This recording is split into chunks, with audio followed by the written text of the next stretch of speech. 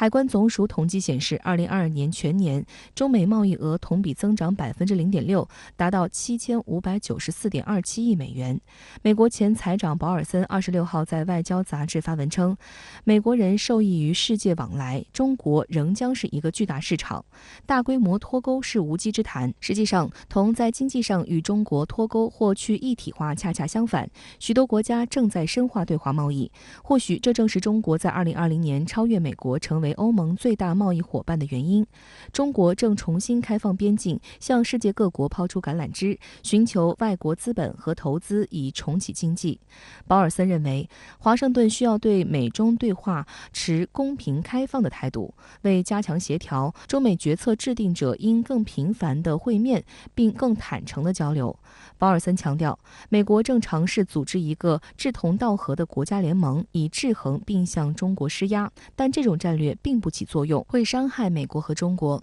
从长期看，对美国的伤害可能更大。有分析认为，中美双方对话是否顺利，取决于美国的诚意。美国其实已经在不同的战线上组织了很多所谓志同道合的国家来联合压制中国，但是效果都非常有限。其实根本原因在于，美国最大的危机是本国科技创新能力正在下降，资本拒绝向科技投资，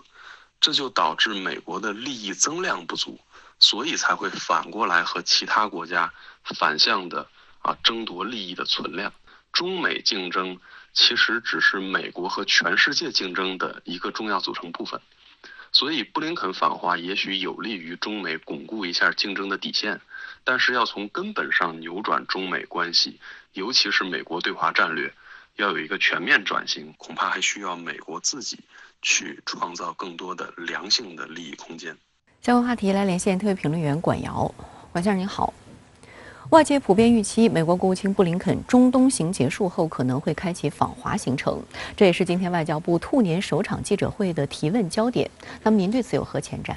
好的，主持人。那么布林肯今天在访问中东的第一站埃及首都开罗，会见了埃及的总统塞西，并且呢，也是在今天转飞耶路撒冷。根据美国国务院发布的行程，那么布林肯中东行是为期3天，还将访问以色列，并且呢，将会前往约旦河西岸的拉马拉，与巴勒斯坦总统阿巴斯会晤。外媒对布林肯最新外访的更大的关注点，还是落在可能连轴上演的2月访华行程安排上。那么，这从今天外交部记者会上境外媒体的密集发问，就可以见证这种关注的热度。事实上呢，上周在美国国务院的记者会上，也有记者在就此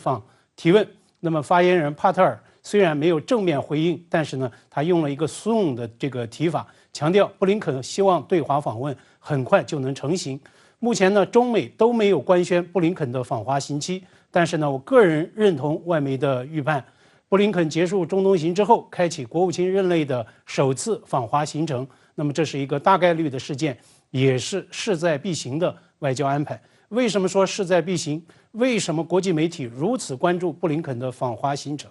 一句话就可以做出极简的回答。那么这也正是中国外长秦刚在卸任驻美大使返国履行之际，在《华盛顿邮报》刊发的署名英文文章的标题：稳定的中美关系攸关我们星球的前途命运。那么这也正是中美关系作为全球最重要的双边关系，它的全局性影响与分量所在。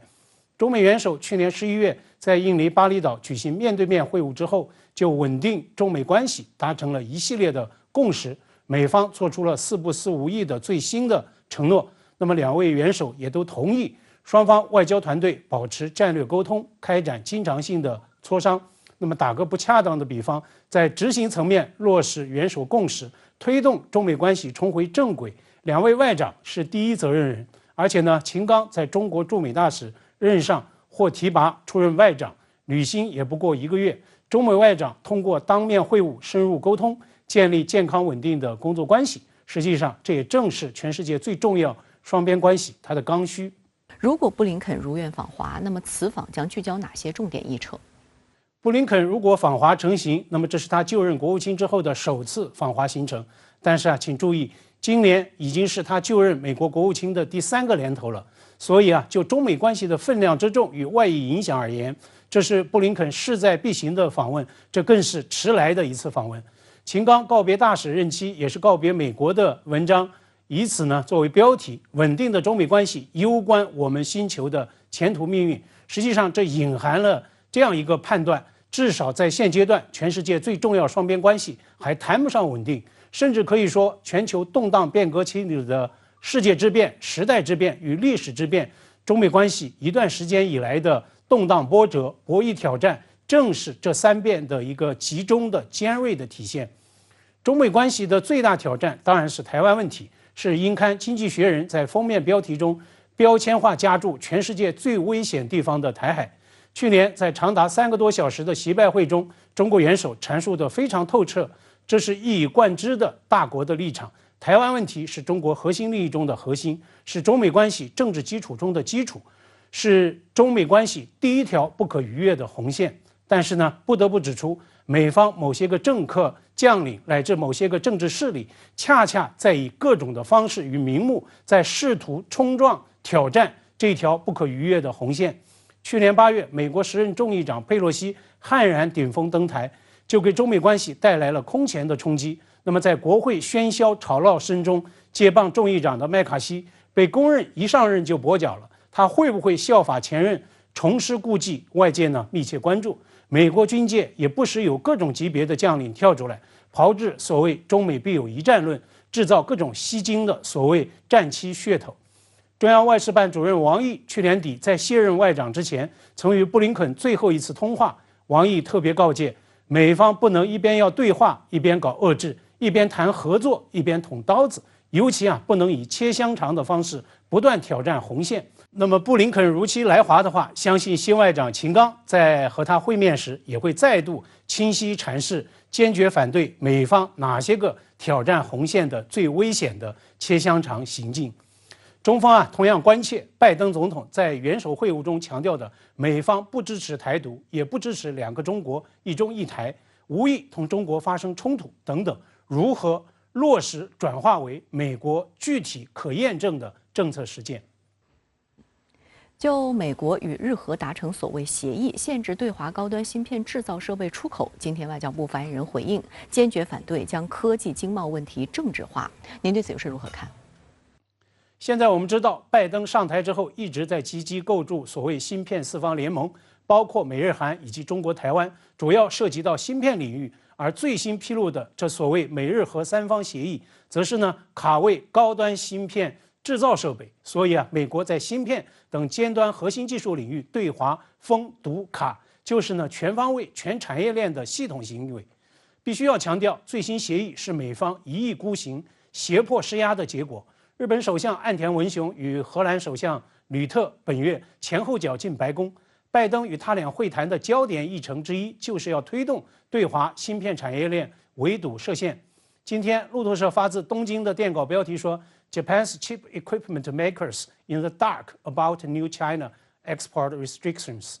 对华出口限制，日本芯片设备制造商完全是蒙在鼓里，两眼一抹黑。拜登在习拜会中做出了美方的最新承诺，美方不寻求新冷战，不寻求通过强化盟友关系反对中国，无意寻求同中国脱钩，无意阻挠中国经济发展，无意围堵中国。但是至少在高科技领域，尤其是芯片产业链，美国携自身经济霸权与权力资源，裹挟盟友或者是类似中国台湾这样在全球芯片产业链中占据实力位置的所谓经济伙伴，推动脱钩断链，搞联盟围堵，阻挠中国的产业发展，已经是既成的事实，是美方的所谓名牌。美方口头承诺与实际他的所为之间的巨大的落差，希望布林肯能够在接下来的访华行程中给出解释。今天外交部发言人毛宁再度阐释了中方的坚定立场，这实际上也是以全球化、以全球配置资源为最大驱动力的芯片产业链的行规所在。企图堵别人的路，最终只会堵死自己的路。被胁迫卷入到3方协议的荷兰光刻机生产商 ASML 的 CEO 前2天早就做出了预告，对中国芯片产业链一味封堵，最终只会倒逼中国拥有自己的尖端光刻机。好的，也谢谢管先生跟我们共同在线分享您的观点，谢谢。